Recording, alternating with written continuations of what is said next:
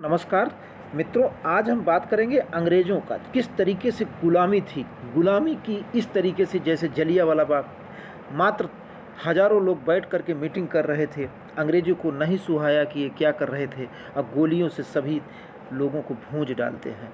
आप कहीं चार लोगों मिल कर के बात नहीं कर सकते हैं, आप अपने मन मुताबिक कोई कार्य नहीं कर सकते हैं, आपके पास कोई अधिकार नहीं था, मनमानी था, कोड़े बरसाना, लस्सी लेके चलते थे, जहाँ चाहते थे वहाँ फांसी लगा देते थे। कोर्ट का नाम से कोई नहीं, आदमी के अधिकार का कोई नहीं, मानवता का कोई कुछ भी नहीं।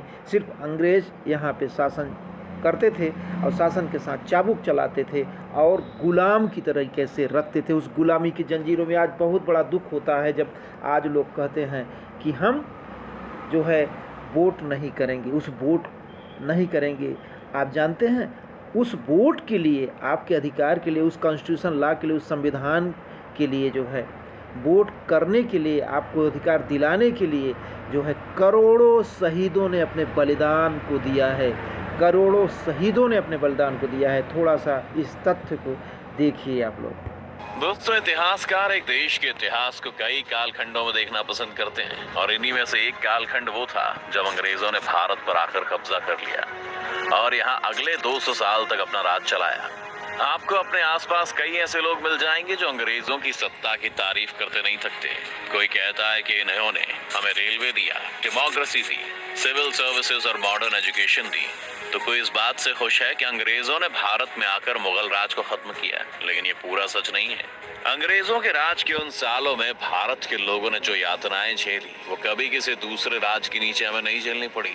लेकिन वे यातनाएं कौन सी थी, कैसे अंग्रेज भारत पर हुकूमत करते थे, ये सब जानेंगे हम आज के इस वीडियो में, तो अंत तक बने रहिएगा हमारे साथ। लेकिन वीडियो शुरू होने से पहले अगर आप चैनल पर नए हैं या आपने अभी तक चैनल को सब्सक्राइब नहीं किया तो चैनल को सब्सक्राइब करना और बेल आइकन दबाना ना भूलें। ईस्ट इंडिया कंपनी के तौर पर भारत में आए अंग्रेजों के क्रूर शासन के बारे में आपको जानना है तो साल 1770 का ये प्रसंग सुनिए, जब बंगाल में भीषण सूखा पड़ा था और कई फसलें बर्बाद हो गई थी। इस स्थिति में लोगों के पास खाने पीने तक के लिए पैसे नहीं थे और घर के गहनों से लेकर खेती और औजार बेचकर कुछ लोग अपना गुजारा कर रहे थे। कुछ समय बाद जब धीरे धीरे सब बिक गया तो लोगों ने अपने बच्चों तक को बेचना शुरू कर दिया और कुछ जगहों पर भूख के कारण लोगों ने अपने मृत संबंधियों तक को खाने में संकोच नहीं किया। ऐसे में संभावित था कि इस साल फसलों की बर्बादी और इन भुखमरी के हालों को देखकर लगान में काफी हद तक कमी आएगी। लेकिन फिर वॉरेन हास्टिंग, जो इस वक्त वहां के गवर्नर थे, और उन्हें खत के जरिए खबर दी कि इस साल के लगान की वसूली पिछले साल से भी ज्यादा हुई है। अब आप ही सोचिए कि कैसे एक भूख से बिलखती जनसंख्या से उस वक्त ये टैक्स वसूला गया होगा। हेस्टिंग ने इस साल न सिर्फ लगान माफ करने के बारे में सोचा बल्कि जमीन पर 10% का कर भी बढ़ा दिया। इसके बाद गुंडों और सिपाहियों को भेजकर लोगों को पीटा गया और इतना टॉर्चर किया गया, लेकिन उन्होंने किसी तरह इन यातनाओं से मुक्ति पाने के लिए अपना सब कुछ बेचकर टैक्स चुकाया। ऑक्सफोर्ड यूनियन में दिए गए शशि थरूर के एक वक्तव्य के बारे में सुनिए, जिसमें वो कहते हैं कि 16वीं सदी तक दुनिया में 2 महाशक्तियां थी, भारत और चीन। अंग्रेजी हुकूमत के खत्म होते होते भारत की अर्थव्यवस्था बिल्कुल धरातल पर थी। भारत के 89% लोग अशिक्षित थे और एक बहुत बड़ी संख्या गरीबी रेखा के नीचे थी।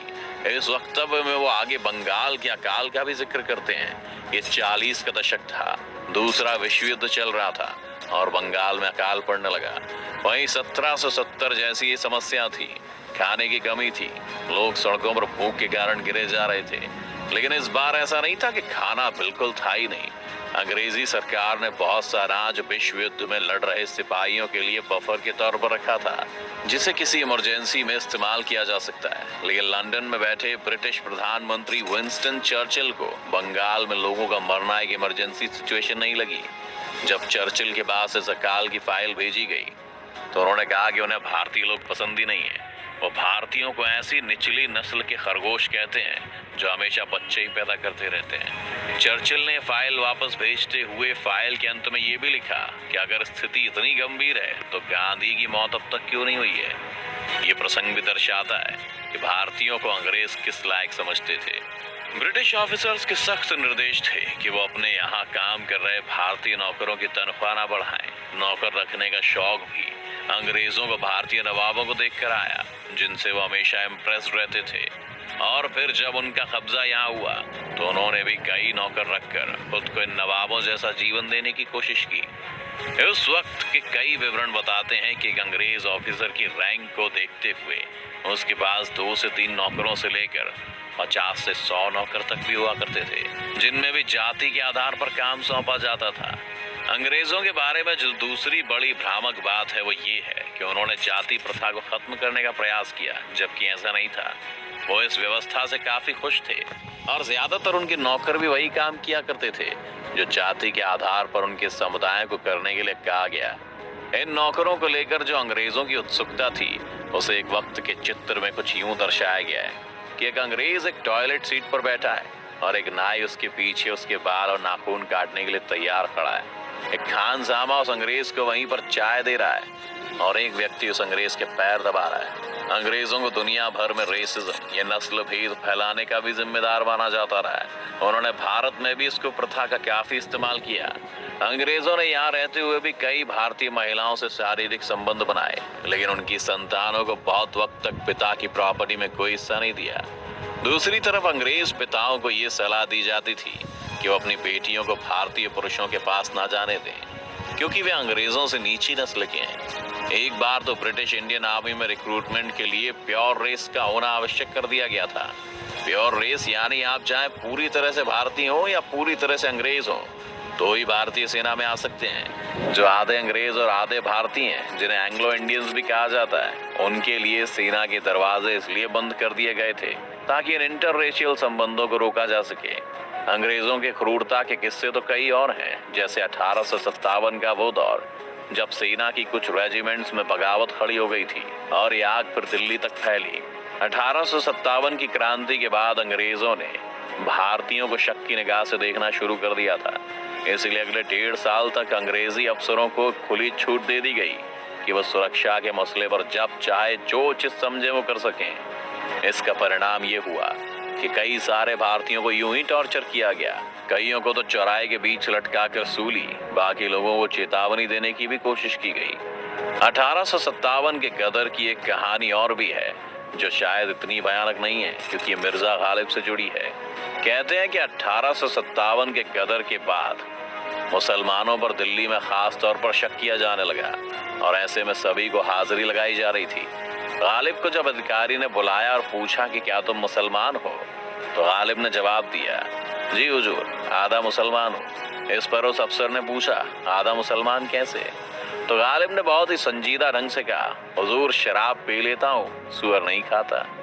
खैर, ऐसी बहुत सी कहानियां बाकी लोगों के नसीब में नहीं थी। बहादुर शाह जफर, जो उस वक्त इस क्रांति का नेतृत्व कर रहे थे, उन्हें रंगून में फांसी पर लटका दिया गया। उनके पूरे परिवार को खत्म कर दिया गया। यही अंग्रेज फिर 1919 में जलियांवाला बाग के हत्याकांड करते हैं। दोनों विश्व युद्धों में अपनी लड़ाई लड़ने के लिए लाखों की संख्या में भारतीय नौजवानों को समुद्र पार लड़ने भी भेजते।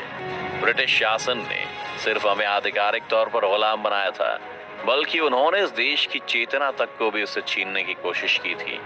और हमें इतिहास कभी नहीं भूलना चाहिए। क्या आप अलग अलग ब्रिटिश वायसरॉयज के काल के बारे में जानना चाहेंगे? अगर हाँ, तो हमें कमेंट में जरूर बताएं। उम्मीद है ये वीडियो देखकर आपको काफी कुछ जानने को मिला होगा। अगर आपको वीडियो पसंद आया तो वीडियो को जरूर लाइक करें, और अगर आप चैनल पर नए हैं या आपने अभी तक चैनल को सब्सक्राइब नहीं किया है तो चैनल को सब्सक्राइब करना और बेल आइकन दबाना ना भूलें।